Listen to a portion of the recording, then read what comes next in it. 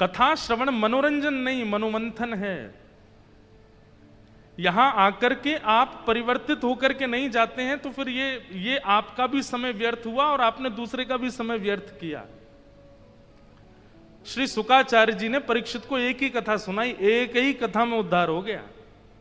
यहां हमारी अनंत कथाएं सुनने के बाद भी हमारे जीवन में परिवर्तन नहीं है। इसलिए परिवर्तन की भावना से कथा श्रवण कीजिए। हम लोग भक्त चरित्र सुनते हैं, चैतन्य महाप्रभु की एक वाणी सुनकर के रूप सनातन गोस्वामी वृंदावन की खोज कर लेते हैं। हितरवंश महाप्रभु का एक उपदेश सुनकर के अत्यंत वीतराग, अत्यंत विद्वान श्री हरिराम व्यास वृंदावन में ऐसी निष्ठा कर लेते हैं। अपने पत्नी के कुछ राम चरण मिलन शब्दों को सुनकर के भारतवर्ष को गोस्वामी तुलसीदास जी प्राप्त हो जाते हैं।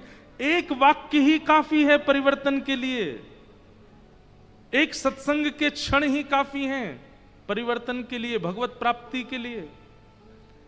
लेकिन इतनी कथाएं होने के बाद भी, इतना सब कुछ सुनने के बाद भी परिवर्तन नहीं होता। इसमें बताने वाले का दोष नहीं है, सुनने वाले का दोष।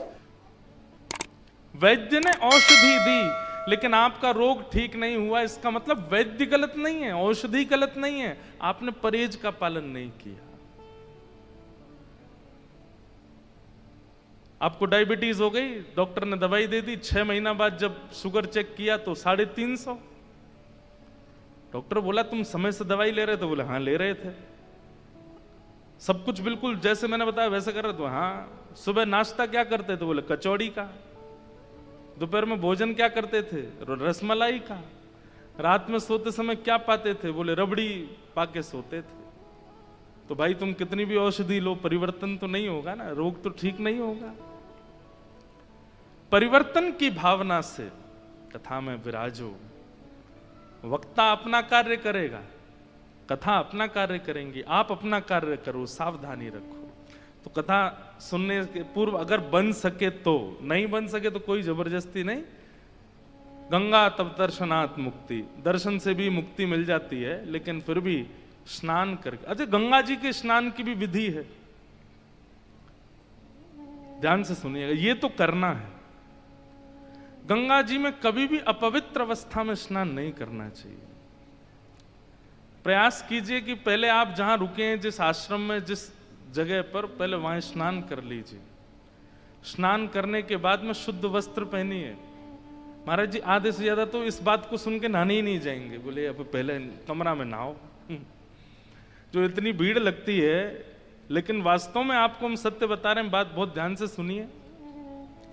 पहले अपने स्थान पर स्नान कर लीजिए, बिल्कुल जैसे किसी विवाह में जाने के लिए तैयार होते हैं ऐसे तैयार होइए, बिल्कुल शुद्ध। गंगा कोई ऐसे जलाशय नहीं है कि बस कूद गए जाके, स्विमिंग पूल थोड़ा ही है, मंदिर है, साक्षात चलायमान मंदिर है हरि का। वहां पवित्र अवस्था में जाइए और फिर पवित्र अवस्था में जाकर के पहले तो गंगा जी का दर्शन करके प्रणाम करो। उसके बाद कुछ अगर पुष्प नैवेद्य हो तो पहले गंगा जी का आचमन करो, पूजन करो। अपने दाहिने हाथ में जल लेकर के सबसे पहले माथे से लगाओ, कंठ से लगाओ, आंखों से लगाओ, आचमन करो, संकल्प करो, प्राणायाम करो। नहीं हो सकते ये सब तो कुछ भी नहीं, तो केवल जल माथे से लगाओ, प्रणाम करो और प्रणाम करके गंगा मैया से एक वचन जरूर दो, हे मां जय।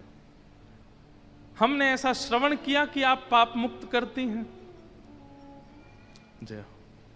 सब संत महापुरुष पधारे, सबको बारंबार प्रणाम, सबके चरणों में बारंबार वंदन। ये भी चलते फिरते सब गंगा जी हैं, सबको वंदन करते हैं, जय।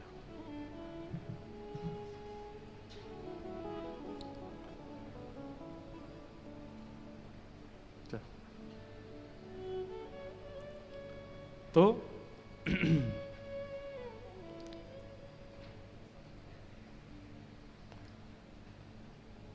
गंगा जी को सबसे पहले मस्तिष्क पर धारण करो, नेत्रों से आचमन करो, प्राणायाम करो, संकल्प करो। संकल्प का मतलब क्या होता है? हे मां, हमने सुना है कि आप पाप निवृत्त करती हैं, हमने सुना है कि आप व्यक्ति के जीवन को पवित्र करती हैं। हम निवेदन करना चाहते हैं कि हे गंगा मैया, हमारे अंदर बहुत अवगुण हैं, सद्गुणों की तो कोई ऐसी जगह नहीं है हमारे अंदर, पर अवगुण बहुत हैं। लेकिन ये अवगुण एक मेरे अंदर ऐसा है जिस अवगुण से बहुत लोगों को मैंने खो दिया, बहुत लोग मेरे जीवन से चले गए, और मुझे स्वयं भी पीड़ा होती है कि ये अवगुण मेरे अंदर क्यों है। मैं इस अवगुण का नाश करना चाहता हूं। हे गंगा मैया, आप कृपा करो, मेरा ये अवगुण समाप्त हो। चाहे वो क्रोध का है, चाहे वो काम का है, चाहे वो लोभ का है, चाहे वो ईर्ष्या का है, चाहे वो द्वेष का है, चाहे वो कुछ बहुत अभद्र खाने का है, पीने का है, अशुद्ध वचन बोलने का है, ये जो भी अवगुण हैं, उस अवगुण की शिकायत कीजिए गंगा मैया से, उसका संकल्प लीजिए, आप इस अवगुण को नष्ट कर दीजिए। मैं वचन देता हूं कि पुनः ये अवगुण मेरे अंदर ना उत्पन्न हो, इसकी मैं पूरी सावधानी रखूंगा। और ऐसा कह के अपने वस्त्र, कुछ वस्त्र तो होने चाहिए शरीर पर, और वस्त्र उतार के फिर गंगा जी में प्रविष्ट हो जाओ। गंगा जी में शरीर को मलना नहीं चाहिए। गंगा जी में किसी भी प्रकार की किसी वस्तु से अपने शरीर को, साबुन लगा रहे हैं, शैम्पू लगा रहे हैं, इससे तो पाप और होता है। गंगा जी में स्नान करो। और साक्षात, अब बंधुओं देखो कितनी अच्छी बात, ये विचार करके नहीं कि ये नदी है, ये विचार करके नहीं कि ये जलाशय है, ये विचार करके कि साक्षात संचिंतयेत भगवतस् चरणारविंदम, श्री राधा रमण लाल जी के परम कोमल चरणों का स्पर्श करके ये पावन शीतल जल आ रहा है। कैसे ठाकुर जी के नख हैं, कैसे ठाकुर जी के अंगुष्ठ हैं, कैसे चरण हैं, उनका स्पर्श करते हुए जलाशय आ रहा है। ये भावना चित्त में धारण करके फिर उसमें गोते लगाओ। कितना पवित्र स्नान है गंगा जी का, कितनी पवित्रता से स्नान होता है गंगा जी का, लेकिन हम कैसे करते हैं? तीसरी सीढ़ी पर चढ़ गए, हट जाओ सबरे, कूदूंगा मैं। हम लोग उसको जलाशय और स्विमिंग पूल बना देते हैं। इसीलिए तो इतने लोग स्नान करते हैं गंगा जी में, फिर भी मानसिकता नहीं बदलती, फिर भी उनका व्यवहार नहीं बदलता, फिर भी उनका स्वभाव नहीं बदलता। अरे गंगा जी ने क्या नहीं दिया? आज रामचरितमानस पूरे विश्व को गंगा जी की भेंट है। इन्हीं के तट पर बैठ करके गोस्वामी तुलसीदास जी महाराज रचना करते हैं, यमुना जी के तट पर बैठ करके गोस्वामी जी चिंतन करते हैं, श्रीमद वल्लभाचार्य जी महाराज इन्हीं तट पर बैठ करके भगवान का दर्शन करते हैं, चैतन्य महाप्रभु बार बार काशी में जाकर के गंगा तट पर बैठ करके हरिस्मरण करते हैं। जहां जहां गंगा जा रही हैं, वहां वहां पीछे पीछे मानो जैसे महादेव चल रहे हों, और ऐसी गंगा जी हमारे जीवन को परिवर्तित नहीं कर पा रही। इसमें दोष हमारा है, क्योंकि स्नान की विधि नहीं पता हमें। गंगा जी में स्नान करो। बस होड़ एक चीज याद रहती है सब लोगों को कि घर के कितने लोगों की डुबकी लगानी है, माता जी की, पिताजी की, दादी की, दादा की, जो नहा के बाहर निकल, ए सुन मामा की भी लगा ले, मामी की, मामा की, बच्चों की, उनकी कंपटीशन चल रहा है, कौन ज्यादा डुबकी लगाएगा, कौन ज्यादा। अरे ये सब नहीं।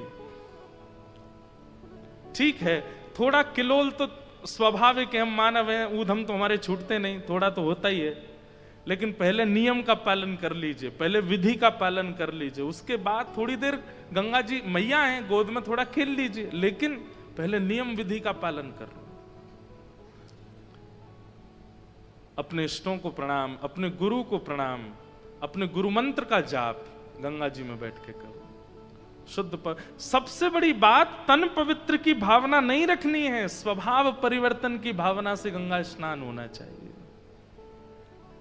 मछली तो जन्म ही गंगा में लेती है, उसका पूरा जीवन गंगा में निकल जाता है, लेकिन वो गंगा तत्व को नहीं जान पाती, इसीलिए मछली ही रह जाती है। और प्राण त्यागने के बाद भी शायद सदगति, ऐसा नहीं कहेंगे कि अधोगति होती है, सदगति तो होती होगी, पर भगवत दर्शन संभवतः नहीं हो पाता होगा। गंगा जी से बाहर आओ, फिर जो वस्त्र गंगा जी में पहन के स्नान किए उनको ना गंगा घाट पर निचोड़ना है, ना धोना है, कुछ नहीं।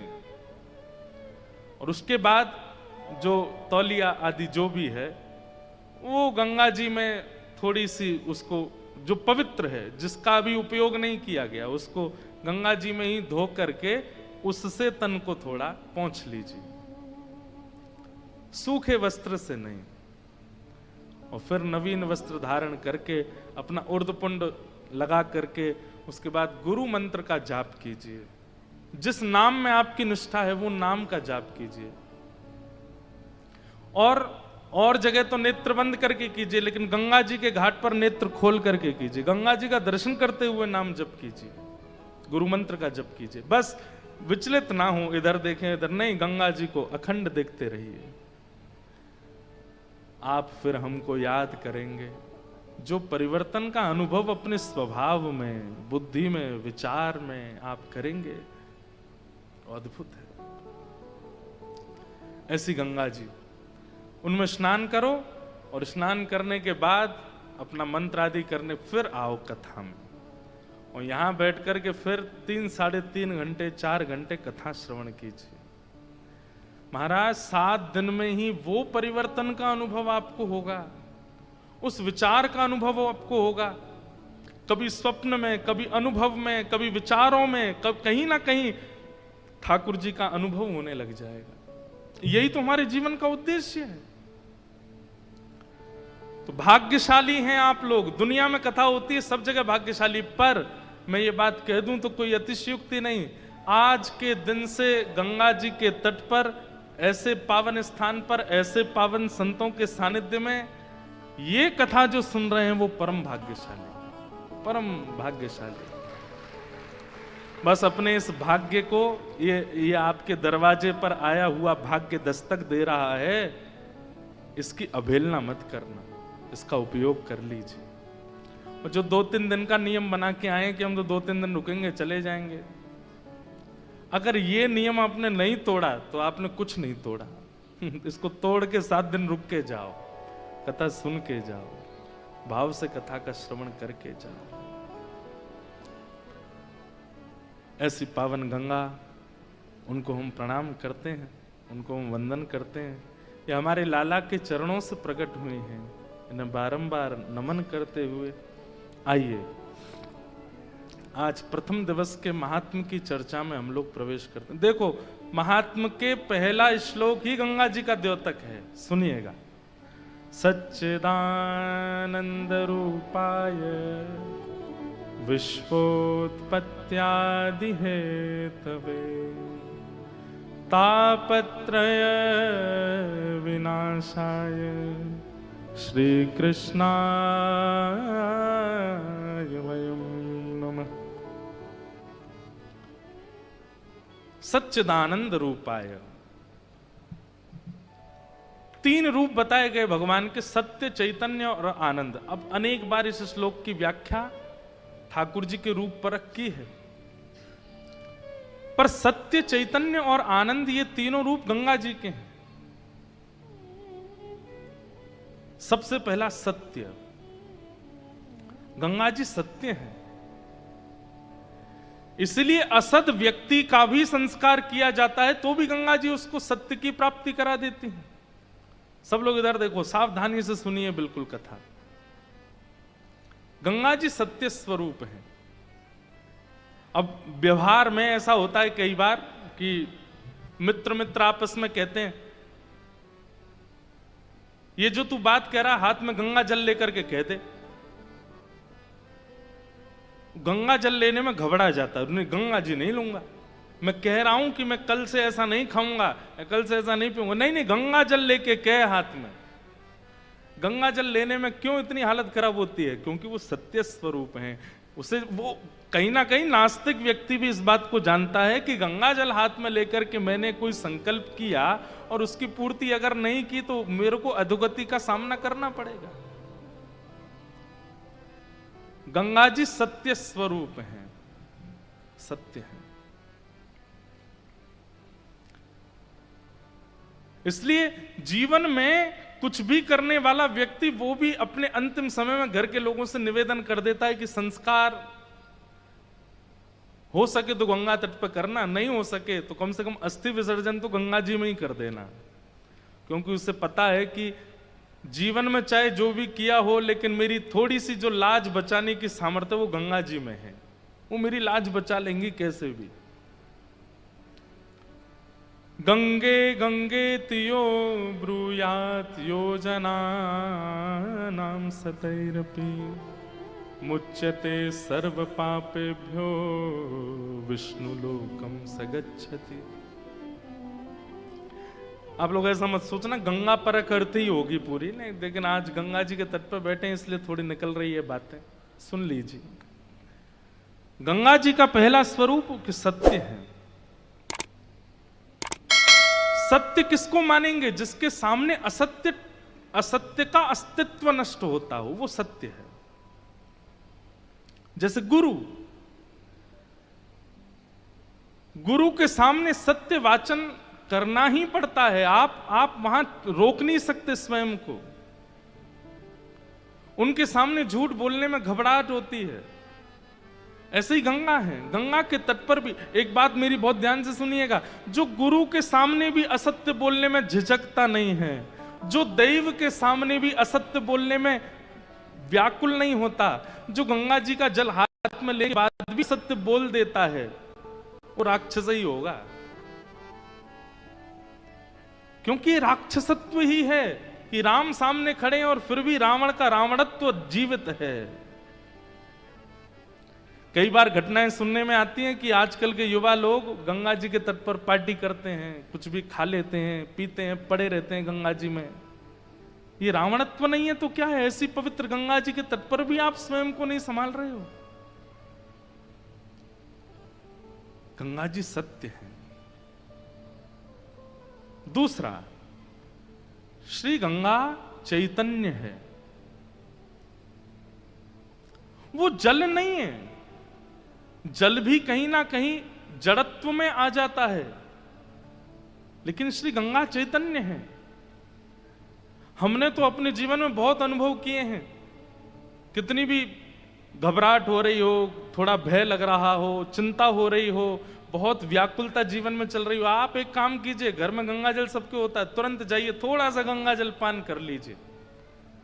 आपकी मानसिक और बौद्धिक क्लेशों को भी गंगा जी शुद्ध कर देती हैं, पवित्र कर देती हैं। गंगा जी का जल जल नहीं है, वो चैतन्य है, साक्षात प्रतिमूर्ति है। एक एक बिंदु में देव विद्यमान है, सत्य है, चैतन्य है और आनंद है। श्री गंगा जी आनंद है। जिन गंगा जी के तट पर ऋषिजन सदा आनंदित विचरते, आप कुछ मत करो, गंगा जी के तट पर घूमते रहो, आपको भोजन भी मिल जाएगा, आपको निवास भी मिल जाएगा, आपको वस्त्र भी मिल जाएंगे, आपको मित्र भी मिल जाएंगे, आपको संबंधी भी मिल जाएंगे, सब मिल जाएंगे। गंगा जी के तट पर सब सुलभ है, आनंद है। जीवन में प्राप्त करने वाला जो आनंद चाहते हैं, गंगा तट पर सब प्राप्त हो जाएगा। इसलिए सच्चिदानंद रूपाय, ये तीनों रूप गंगा जी के हैं। पहला सत्य, दूसरा चैतन्य और तीसरा आनंद। विश्वोत्पत्त्यादि हेतवे, विश्व की उत्पत्ति, पालन और प्रलय, तीनों की संभावना गंगा जी में है। विश्व का उत्पत्तिकरण भी गंगा जी से हो रहा है। हमारे भीतर जो सद्भावना प्रकट हो रही है वो गंगा जी की कृपा है।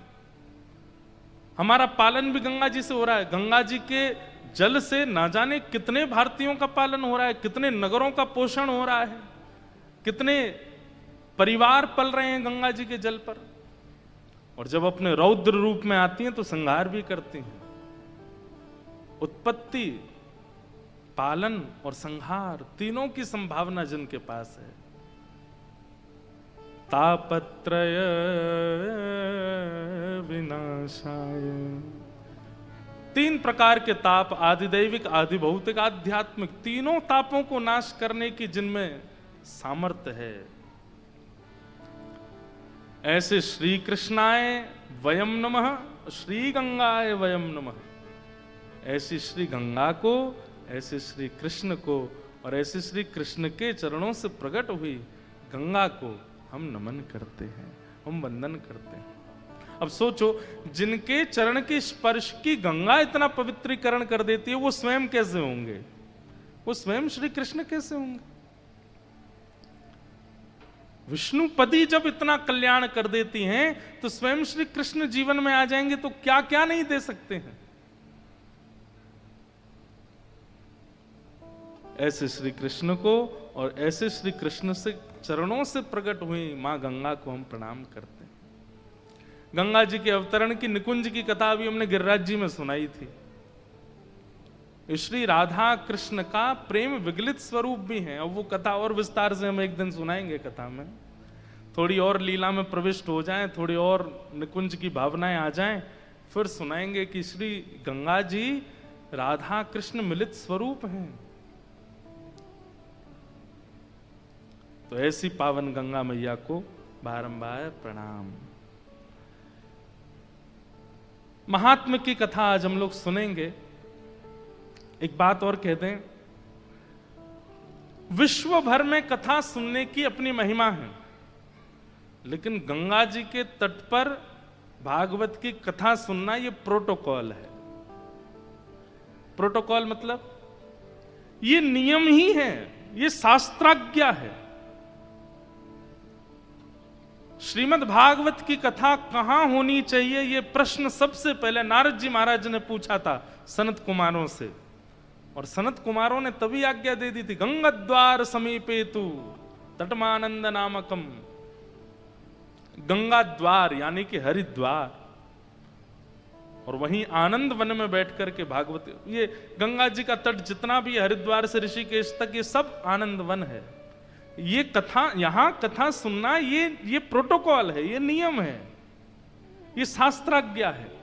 आप गाजियाबाद में कथा सुनो, दिल्ली में कथा सुनो, नोएडा में कथा सुनो, बंबई में कथा सुनो, वो सब एक प्रकार से ऐसा तो नहीं कहेंगे कि प्रोटोकॉल का उल्लंघन है, लेकिन हाँ वो बात है कि आप गंगा जी कैन में भर के घर ले गए तो वो भी गंगा ही हैं, तो वहां जाकर के कथा सुनना भी वो एक प्रकार से ये समझ लो कैन में भर के ले गए हो। लेकिन हरिद्वार में कथा सुनना, गंगा जी के तट पे कथा सुनना, ये तो नियम है, ये तो शास्त्राज्ञा है, ये तो आचार्यों की आज्ञा, ये तो परंपरा है, यहां कथा सुननी चाहिए। इसलिए यहां कथा कहना और सुनना ही मैं बार बार कहूंगा कि हमारा भाग्य है, इसको चूकिएगा नहीं। इससे हरिद्वार 88,000 सौनकादि ऋषि बैठे थे। थोड़ी आगे चल करके सुख तीर्थ भी आता है, ऐसा कहते हैं कि वहां शुकाचार्य जी ने कथा सुनाई। नैमिषारण्य क्षेत्र में 88,000 सौनकादि ऋषि बैठे हैं और वहां सूत जी का आगमन हुआ। ये सौनकादि ऋषि क्या कर रहे थे? मेरे और आपके कल्याण के लिए यज्ञ कर रहे थे, लेकिन इनको उस यज्ञ से कल्याण होगा ऐसा विश्वास नहीं था। तब वहां सूत जी का आगमन हुआ और सूत जी से इन्होंने प्रश्न किए हैं। बहुत ध्यान से सुनिएगा। प्रश्न, आचार्यों से प्रश्न कैसा करना चाहिए। आजकल एक नया प्रकल्प चालू हुआ कथाओं में कि कथा सुनाने के बाद व्यास जी फिर मौका देते हैं कि भाई सब लोग प्रश्न करो, चलो सबके पास माइक घूमेगा, कुछ कुछ पूछो। कई कथाओं में ऐसा होता है और कई कथाओं में ऐसा नहीं होता। तो ऐसा होता है कि जो भी जिज्ञासु हैं वो कुछ लिख करके पर्ची मंच पर दे दो। हमारी कथा में भी यही होता है कि पर्चा आप दे दो, हमारे आने से पहले हम देख लेंगे, अगर अनुकूल प्रश्न होगा तो उसका उत्तर देंगे। लेकिन इतनी व्यवस्था मिलने के बाद भी लोग क्या प्रश्न करते हैं? उत्तर तो बाद की बात है, प्रश्न करना नहीं आता हमको।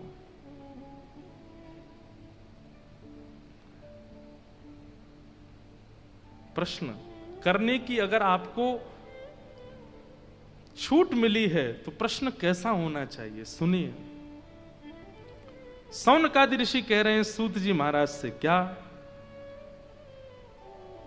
इह घोरे कलौ प्रायो जीवाश्चासुरतां गत क्लेशाकान्तस्य तस्यैव शोधने किं परायणम्। क्या प्रश्न कर रहे हैं? सौनकादि ऋषि कहते हैं, अच्छा एक बात और कहते हैं आपको, यमुना जी का तट जो है ना वो भक्ति का तट है, नर्मदा जी का जो तट है वो वैराग्य का तट है, और गंगा जी का जो तट है ये ज्ञान का तट है। इसलिए ऐसा नहीं है कि हम निकुंज लीला यहां नहीं कहेंगे, कहेंगे, पर यहां थोड़ा ज्ञानवर्धक प्रसंग ज्यादा रहेंगे, इसलिए बहुत ध्यान से सुनिएगा, चूकिएगा नहीं, एक शब्द भी छोड़िएगा नहीं। प्रश्न कैसा होना चाहिए? पूछने वाले का भी कल्याण हो, बताने वाले का भी कल्याण हो, और जो खाली बैठे सुन रहे हैं उनका भी कल्याण हो, ऐसा प्रश्न होना चाहिए।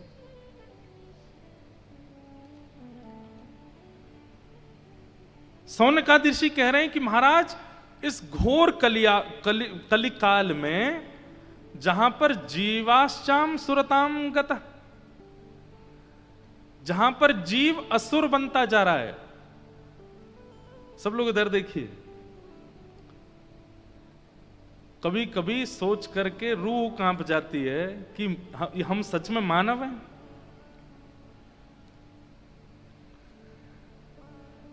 बचपन अभी 26, 27, 28 वर्ष तो हमको हो गए, आप लोगों में से कई 40 वर्ष के 50 वर्ष के बैठे हैं, क्या क्या नहीं देख लिया हमने, कैसी कैसी विचारधारा वाले लोग रहते हैं इस संसार में। हमने नरभक्षी जीव को भी देखा, जो बालकों को मार के खा जाते हैं, ऐसे व्यक्ति की भी हमने रिपोर्ट देखी है न्यूज पर। हमने ऐसे लोगों को भी देखा है जो जीवों को मार करके उनके अंदर के पार्टों को बेच देते हैं, उनके बारे में भी खबर आती है। चलो ये तो बहुत पहले की घटनाएं थी, अब विवाह करने के बाद पति पत्नी को मार देती है, पत्नी पति को मार देता है। माता अपने प्रेमी के साथ भाग गई और जाते जाते क्या कर गई, अपने 2 बालकों को जहर दे गई। ये कैसे हो सकता है? ये कलयुग नहीं है तो क्या है? आप हम सब लोग आपसी द्वंद्व में चल रहे हैं, आपसी युद्धों में चल रहे हैं कि उन्होंने कथा में यूं कह दिया, उन्होंने कथा में ऐसे कर दिया, वो महाराज जी तो यूं कर रहे थे, उनके तो यूं चल रहा था, और संसार में कलयुग अपने चरण पसार रहा है। भक्तमाल जी में बार बार नाभाजी कहते हैं कि वैष्णव अपराध मत करो, वैष्णव अपराध मत करो, सबसे बड़ा अपराध एक ही है, क्या? उर्धपुंड जिसके माथे पर लगा है, गले में कंठी माला है, जिसके मुख पर भगवान नाम है, उसका अपमान मत करो। पर हम लोग पीछे नहीं हटते, और संसार में कलिकाल बढ़ता ही जा रहा है, जीव असुरत्व को प्राप्त हो रहे हैं। अरे कई बार तो रावण कंस भी कहते होंगे ये तो हमने भी नहीं किया जो ये कलयुग के जीव कर रहे हैं।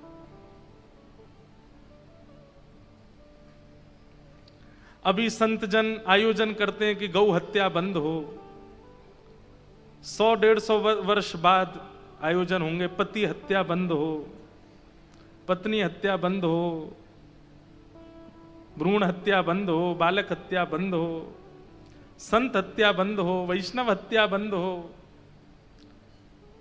भगवान करे कि ये सब सुनने तक हम लोग जीवित ना रहें, लेकिन ये सब होगा।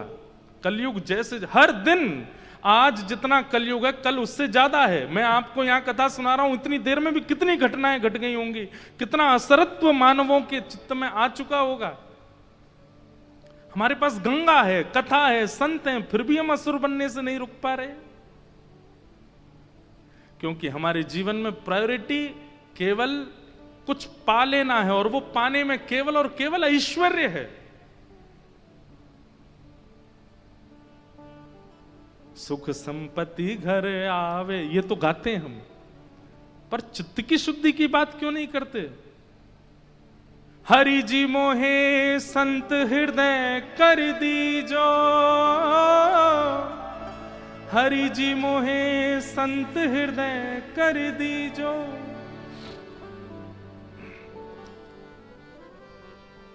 छल बल निंदा कपट भाव सो दूर मोहे रख दीजो, हरि जी मोहे संत हृदय कर दीजो। हमने कभी आंतरिक भावना के परिवर्तन की याचना ही नहीं की है, इसलिए आसरत्व आता जा रहा है। लेकिन यहां पर सौनकादि ऋषि प्रश्न कर रहे हैं, श्रीमद् भागवत कथा का प्रारंभ करने का कारण बन गया ये प्रश्न, क्या कि इस घनघोर कलिकाल में जहां मानव असुरता को प्राप्त होते जा रहे हैं, ऐसे में इन मानवों को सुधारने का साधन क्या है? और भगवान हमारी एक प्रार्थना, बोले क्या लोगों के पास समय बहुत कम है, इसलिए श्रेष्ठ से श्रेष्ठ, उचित से उचित, पवित्र से पवित्र साधन बता दीजिए जो अल्प में ही हो जाए। श्रेयसाम यद भवे श्रेय पावनानाम च पावनम, कृष्ण प्राप्ति करम सस्वत साधनम तद्वदाधुना। ये मानव कल्याण कैसे होगा इस कलिकाल में, कृपा करके हमें बताइए। सौनकादि ऋषियों के इस प्रश्न का उत्तर सूत जी महाराज देते हैं। वो क्या उत्तर दे रहे हैं? प्रीति सौनक चित्ते ते यतो विच्मे विचार्य च सर्व सिद्धांत निष्पन्नम संसार भयनाशनम। कालव्याल मुखग्रास त्रास निर्णास हेतवे श्रीमद्भागवतम शास्त्रम कलौ कीरेण भाषितम। हे सौनकादि ऋषियों, तुम सबने जो ये प्रश्न किया है ये बहुत सुंदर प्रश्न है। क्यों? क्योंकि तुम्हारे प्रश्न से अब कृष्ण कथा का प्रारंभ होगा। भूमिका है, बहुत ध्यान से सुनिएगा।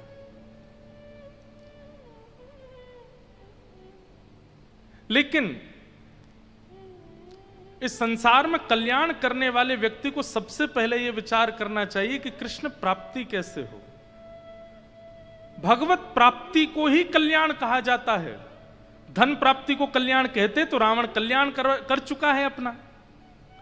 ऐश्वर्य प्राप्ति को कल्याण कहते तो रावण का ऐश्वर्य लंका से अयोध्या तक था और सार्वभौम विश्व में था एवं तीनों लोकों में था। ऐश्वर्य भी है, धन भी है, संपत्ति है, मंदोदरी जैसी पुत्री है, अक्षय कुमार जैसा पुत्र है। क्या नहीं है रावण के पास? आप कहोगे भाई ये सब कुछ था, अंतरंग कुछ नहीं। बुद्धि हमारे पास एक है, उसके पास 10 थी। शब्दावली, जब बोलता था रावण हिमालय की चोटियां हिलने लग जाती थी। क्या नहीं था रावण के पास? आज का मानव अपनी इच्छाओं को एक पन्ने पर लिख दे तो वो सारी इच्छाएं जो एक मानव चाहता है, जो एक संसारी व्यक्ति चाहता है, वो सब था रावण के पास। तो इसका मतलब क्या है कि आपकी जो इच्छाएं हैं ये पूर्ति हो जाए तो आप में और रावण में कोई अंतर नहीं है। रावण के पास केवल एक वस्तु की कमी है और वो है राम, बाकी सब है। राम नहीं थे, भजन नहीं था, भक्ति नहीं थी जीवन में। ज्ञान अटूट, धन अटूट, ऐश्वर्य अटूट, संपत्ति अटूट, सब कुछ अटूट था। कह दें तो लिमिट क्रॉस करके सब कुछ था उसके पास में, लेकिन भक्ति नहीं थी।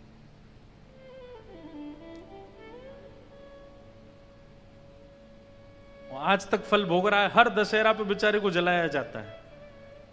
दशहरा मैदान पर इतना बड़ा पुतला बना करके जलाते हैं। ये कोई पारंपरिक बात नहीं है रावण जलाना।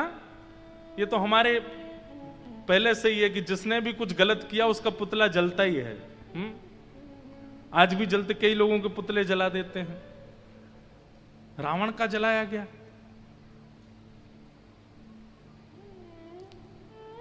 लेकिन रावण जो जो पा चुका था वही तो हम भी पाना चाहते हैं, तो फिर रावण का पुतला क्यों जला रहे हैं? विचारणीय बात है।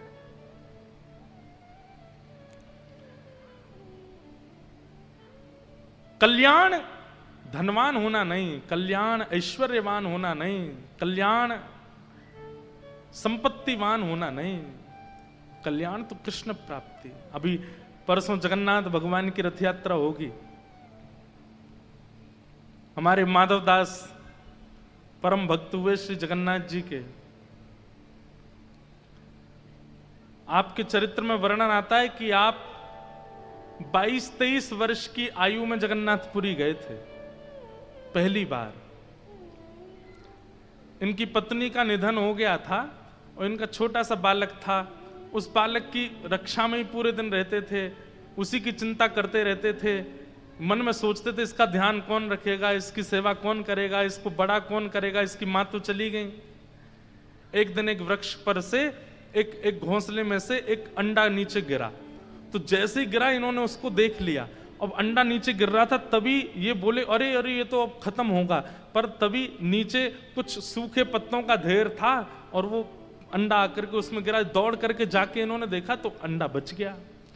उससे इनके मन में भावना आई कि भैया मैं क्या सोचता हूं कि इस बालक की रक्षा मैं करूंगा, सबकी रक्षा और सबको जिवाने की जिम्मेवारी तो ठाकुर जी ने ले रखी है। हम चाहें जितनी रक्षा कर लें, ठाकुर जी को प्राण लेने होंगे तो ले ही जाएंगे। और चाहे कोई व्यक्ति कितनी भी दुर्घटनाग्रस्त परिस्थिति से निकल जाता फिर भी बच जाता है। हवाई जहाज क्रैश हुआ अहमदाबाद में, लेकिन एक व्यक्ति निकल के कैसे आ गया उसको खुद नहीं पता मैं कैसे बच गया। कई लोग कहने लगे कितना भाग्यशाली व्यक्ति, कितना सौभाग्यशाली व्यक्ति। ये बातें तो चलो बनाने की हैं, लेकिन बात ये है स्पष्ट कि अभी उसका जीवन अंत हुआ नहीं है। अभी उसके जीवन के जो शेष दिन थे वो पूरे हुए नहीं है। जीवित रहना भाग्यशाली नहीं होता, इस बात को भूल जाइए। और किसी के असमय पर प्राण चले जाना ये दुर्भाग्य नहीं होता। हम उस समय एक व्यवहार निभाते हैं और उस समय कहते हैं कि भाई बहुत बुरा हुआ, बहुत बहुत गलत हुआ। उस समय कहना पड़ता है, कहा भी जाता है, परंतु हम सबके जीवन के दिन शेष हैं, वो पहले से नियुक्त हैं, उतना करना ही पड़ेगा।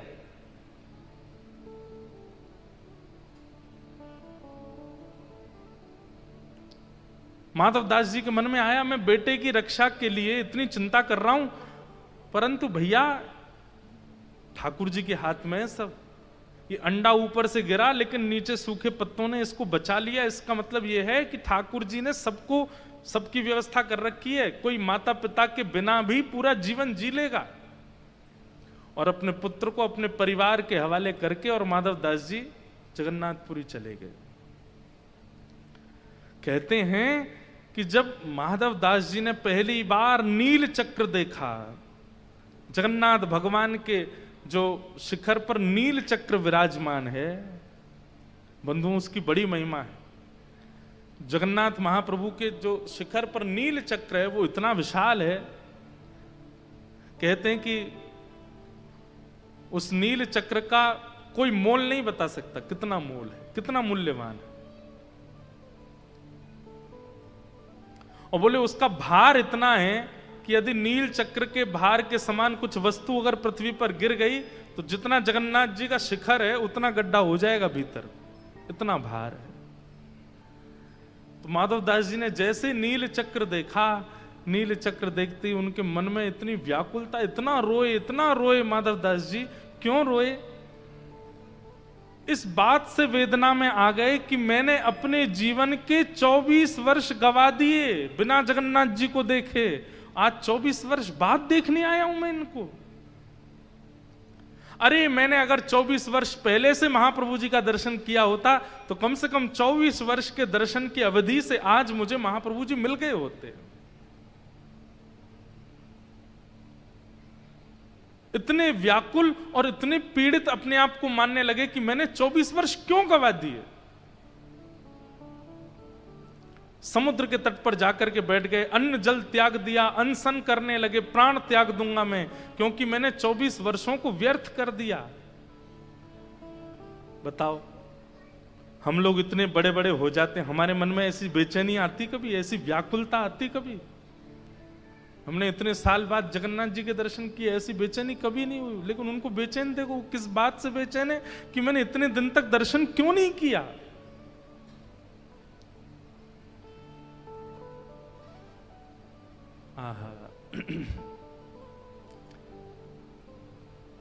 ब्रह्मवेदी पर बैठे हुए महाप्रभु जगन्नाथ जी आज बड़े व्याकुल से दिख रहे हैं। पुजारी जी ने जाकर के कहा, महाप्रभु जी आपके मुखमंडल पर ये शुष्कता दिख रही है, क्या कारण है, आप इतने उदास क्यों लग रहे हैं? तो महाप्रभु जी कहते हैं, मेरे परम भक्त माधव दास आए और वो 3 दिन से भूखे प्यासे बैठे हैं समुद्र तट पर, और कारण जान करके आश्चर्यचकित हो जाओगे, इसके पीछे कोई और कारण नहीं, केवल एक कारण है कि उन्होंने इतने साल पहले मेरा दर्शन क्यों नहीं किया। इस बात से वो अनशन कर रहे हैं।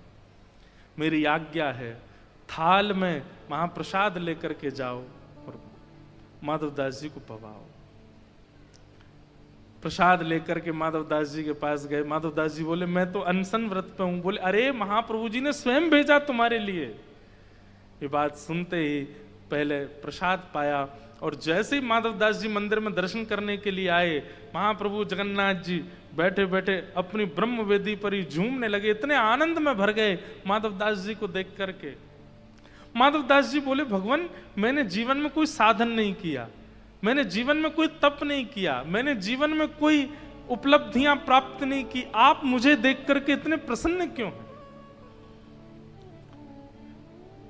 महाप्रभु जगन्नाथ जी कहते हैं, 3 दिन का जो तुम्हारा विरह था ना, उस 3 दिन में 300 वर्षों की साधना पूरी हो गई।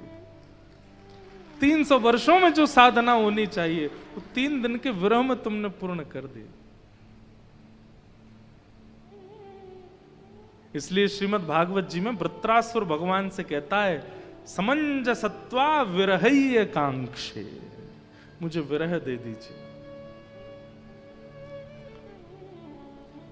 कथा सुन करके, भगवत दर्शन करके, संत वाणी सुन के, किसी महापुरुष का दर्शन करके बंधुओं यदि हमारे नेत्र सूखे ही रहते हैं तो इस बात का ये प्रमाण है कि कहीं ना कहीं चित्त में दुष्टता है। कई लोग कह रहे होंगे, हमारी तो आंख ही सजल नहीं होती, महाराज जी स्पष्ट सीधे हमको दुष्ट कह रहे हैं। नहीं, आपको नहीं कह रहा हूं, आपके मन को कह रहा हूं।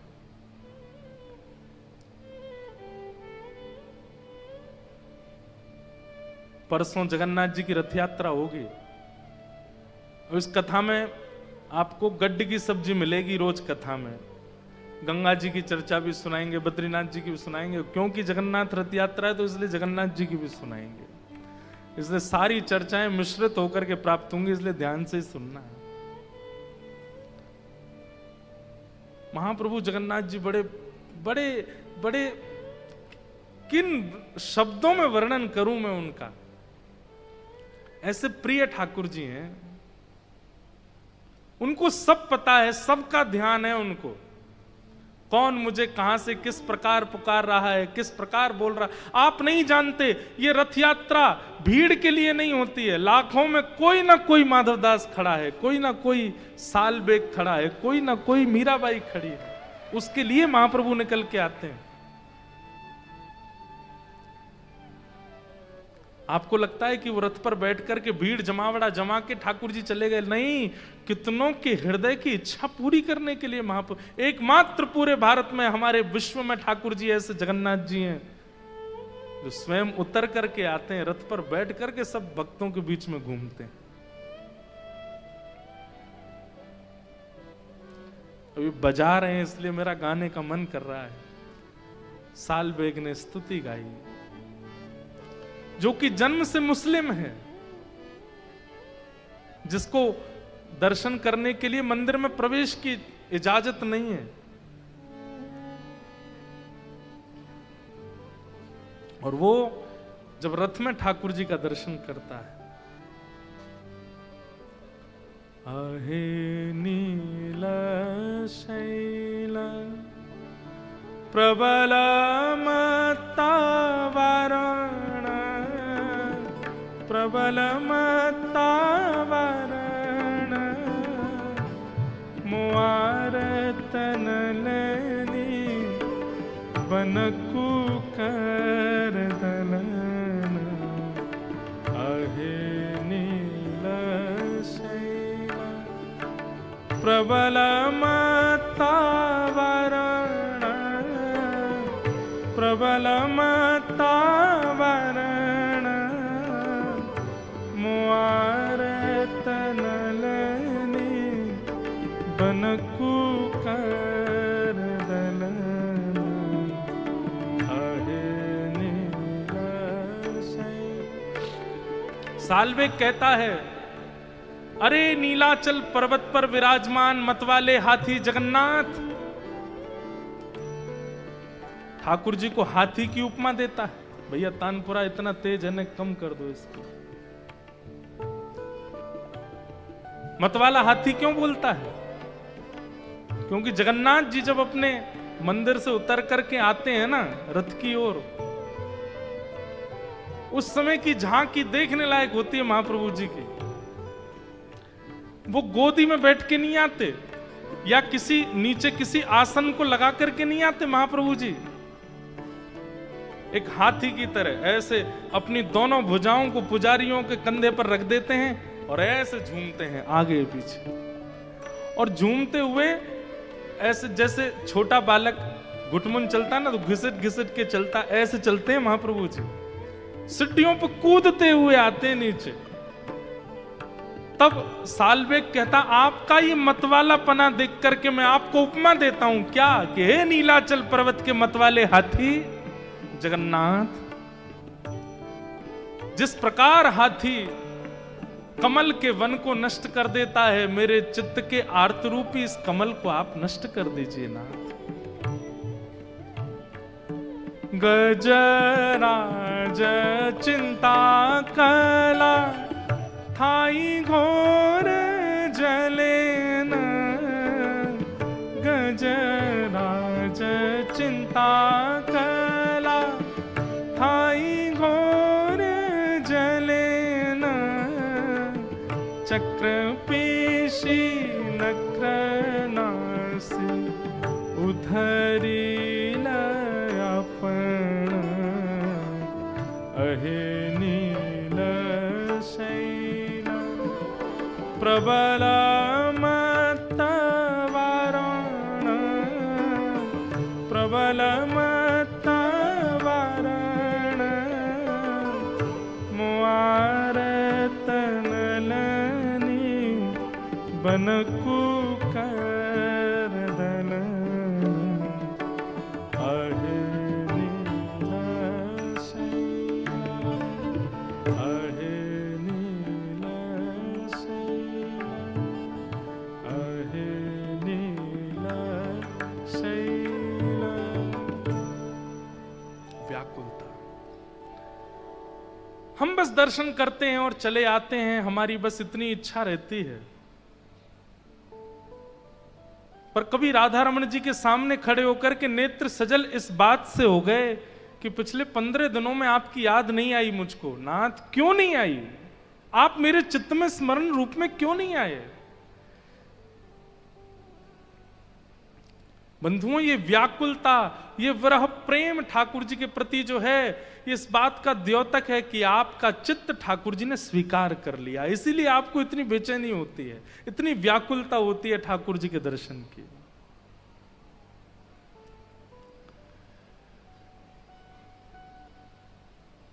सूत जी महाराज कहते हैं,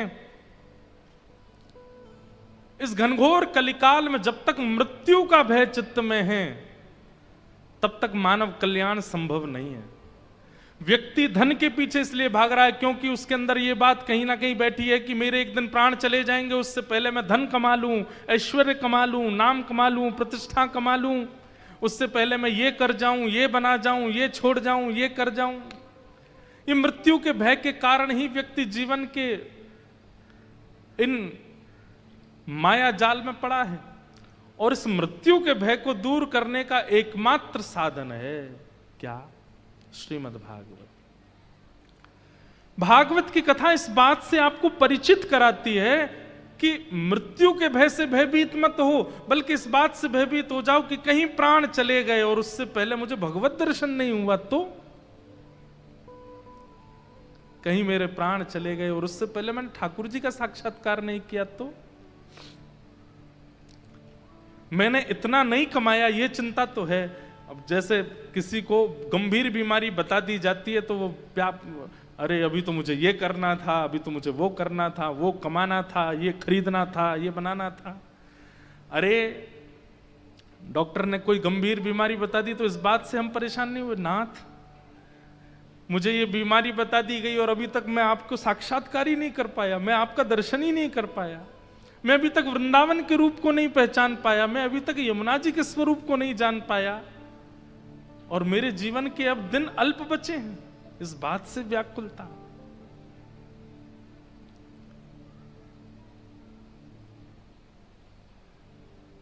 और भागवत जी आपको उस भाव से परिचित कराती हैं कि भाई जीवन के जितने दिन शेष हैं उसमें भी यह चिंता हो कि हे नाथ, मैं आपका साक्षात्कार तो कर पाऊंगा ना।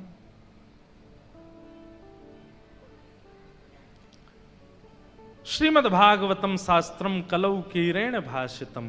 भागवत शास्त्र में यह सामर्थ्य है कि वो व्यक्ति को उसके मूल उद्देश्य से परिचित कराती हैं, व्यक्ति को उसके कल्याण के मार्ग पर लेकर के जाती हैं। यह भागवत से संभव हो सकता है। सौनकादि ऋषियों ने कहा भागवत जी ने किनका कल्याण किया, कृपा करके जरा हमको बताइए। तब कहा कि भैया एक बार नारद जी महाराज भ्रमण करते हुए बद्रीनाथ गए और श्री बद्रीनाथ धाम में सनत कुमारों ने नारद जी से कहा, हे नारद जी आप इतने व्याकुल क्यों हो, क्या बात है। तब नारद जी बोले कि मैं पृथ्वी पर गया था, पर पृथ्वी पर सब कुछ देख करके मैं बड़ा व्याकुल हो गया। क्या देखा तुमने। अहम तुम पृथ्वीं यातो ज्ञात्वा सर्वोत्तमामिति पुष्करम च प्रयागम च काशी गोदावरी तथा हरिक्षेत्रम कुरुक्षेत्रम श्रीरंगम सेतुबंधनम एवमादिषु तीर्थेषु ब्रह्माण इतस्ततः।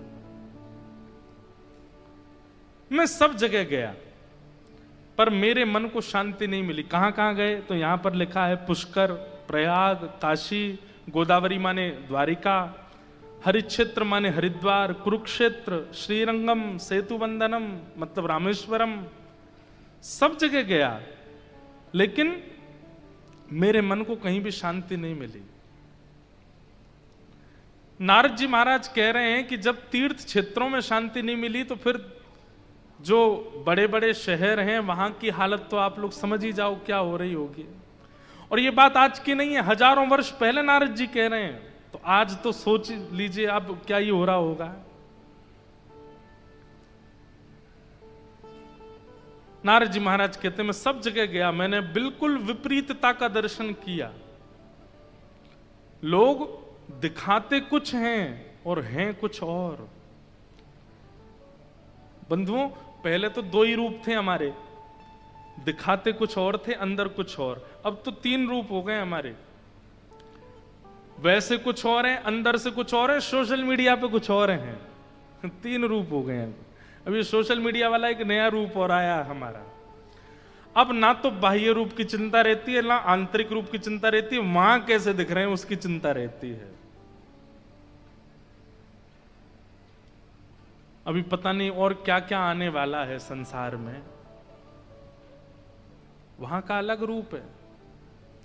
कई बड़े बड़े इन्फ्लुएंसर हैं अब मिलने आते हैं हमसे, जिनको हम भी पहले कभी देखते थे, अच्छा तब लगता था ओहो ये ऐसे हैं ये ऐसे। अब वास्तविकता में मिलो तो वो तो सब कोरा नाटक है। पहले एक्टर गिने चुने होते थे, आज पूरा विश्व एक्टर बन गया है, सब नाटकबाज बन गए हैं। सबको नाट्य कला इतनी अच्छी आ गई है कि क्या बताऊं, उसका कोई जोर नहीं है महाराज।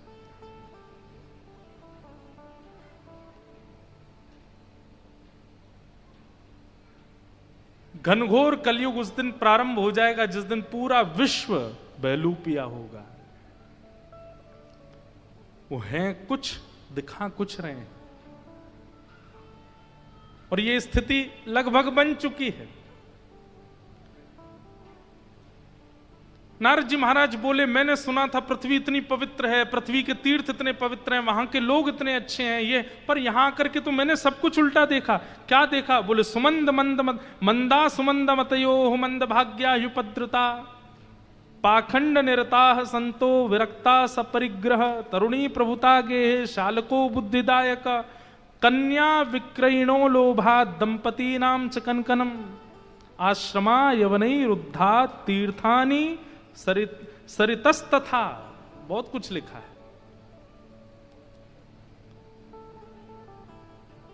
नारद जी महाराज बोले, मैंने ये परिवर्तन देख करके संसार का मैं बहुत विचलित हो गया। लेकिन तभी मैं भ्रमण करते करते वृंदावन गया और वहां यमुना जी के तट पर मैंने एक आश्चर्य देखा। क्या आश्चर्य देखा? वृंदावन में सबको आश्चर्य ही दिखाई देता है। क्या? नारद जी बोले, मैंने देखा कि एक वृद्ध माता बैठी, एक युवती बैठी है, एक युवा कन्या बैठी है और उसकी गोद में 2 वृद्ध लेटे हैं। थोड़ी देर बाद वो रोती हुई माता मुझसे बोली, भो भो साधो क्षणम तिष्ठत मच्चिंताम अपि नाशय।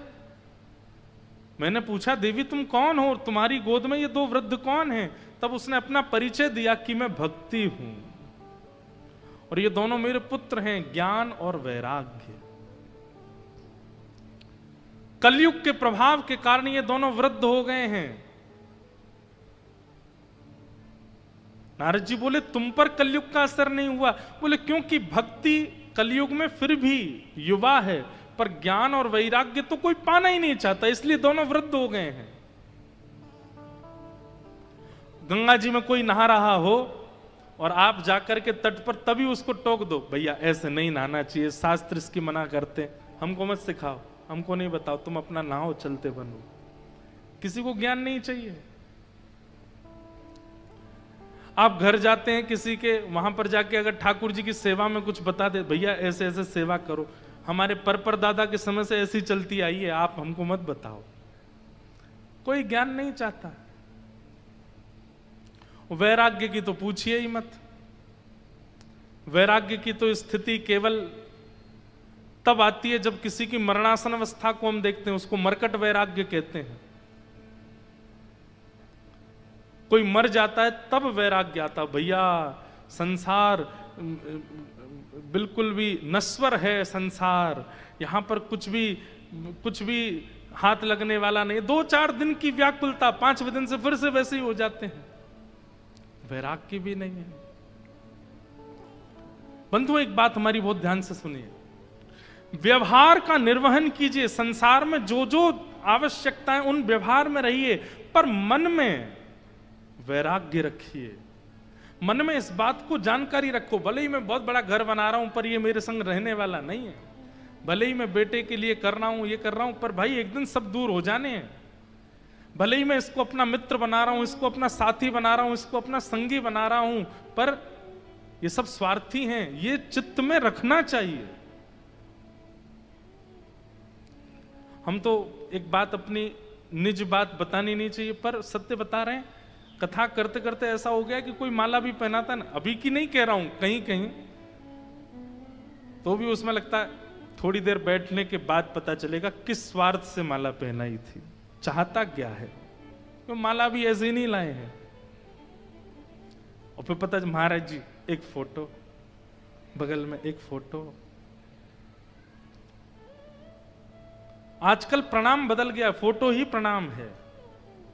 पहले प्रणाम करने के लिए कहा। आज मैं सुबह सुबह पढ़ रहा था 10 नामापराध और फिर उसके बाद 32 सेवा अपराध।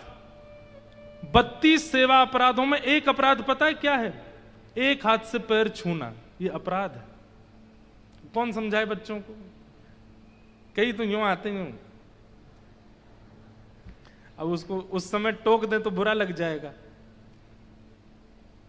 प्रणाम कैसे होना चाहिए हमें यही नहीं पता है। और बल्कि ऐसा 32 सेवा अपराधों में ऐसा वर्णन है कि एक हाथ से जैसे ही आप प्रणाम करते हो तो कम से कम 10 गंगा स्नानों का पुण्य नष्ट हो जाता है। एक हाथ से प्रणाम करना। अपराधों की तो संख्या ही बहुत है। 10 नामापराध मैं लिख के भी लाया, मैंने कि वैसे कहा है मैंने कथा में 2-4 बार, पर भाव था कि बीच में किसी दिन अवसर मिलेगा तो कहूंगा, ध्यान से सुनिएगा। सबसे पहला, संत उपेक्षा। किसी भी वैष्णव संत की उपेक्षा। जैसे 4 लोग आप बैठे, कथा करके हम चले गए, हमारे जाने के बाद ही बोलने लग गए। ये महाराज जी की बद्रीनाथ में हमने कथा सुनी थी, वहां ज्यादा बढ़िया बोल रहे थे, वहां पे ऐसा कहा था इन्होंने, ऐसा कहा था इन्होंने। पहले छोटे वाले इंद्रेश जी बढ़िया थे, अब बड़े हो गए हैं ये, वो वाले बढ़िया थे। ये उपेक्षा। किसी भी वैष्णव की जब आप उपेक्षा करते हैं, आपका नाम अपराध लग जाता है। उसी समय आपका भजन साधन और भगवत प्रेम कम हो। ये एक प्रकार से इस बात का प्रमाण समझ लीजिए, ये जो सजल नेत्र नहीं होते ना ठाकुर जी के सामने जाके, ये अपराधों की वजह से ही होता है कि आपके चित्त में करुणा ही नहीं आई, भाव ही नहीं आया ठाकुर जी को देख के। तो उनमें सबसे पहला कारण संत उपेक्षा। भाई 4 लोग अगर कर भी रहे हैं ना पंडाल में बैठ के, तो आपका स्वभाव है भैया मत बोलो, कथा सुनो, उनके बारे में नहीं कहो ना, हमको क्या करना है, वो हमको ज्ञान दे रहे हैं, वो हमको कथा सुना रहे हैं, वो हमें भोजन करा रहे हैं, हमें बैठा, ठीक है ना। ये सब चर्चाएं मत करो। स्वयं भी नहीं करनी और किसी को भी नहीं करने देना। और नहीं मानते फिर भी लोग तो उठ के चले जाओ, तुम लोग करो, हम तो नहीं बैठेंगे यहां पे। सबसे पहला, संत वैष्णवों की उपेक्षा करना और सुनना, ये नामापराध है, ये भक्ति का अपराध है।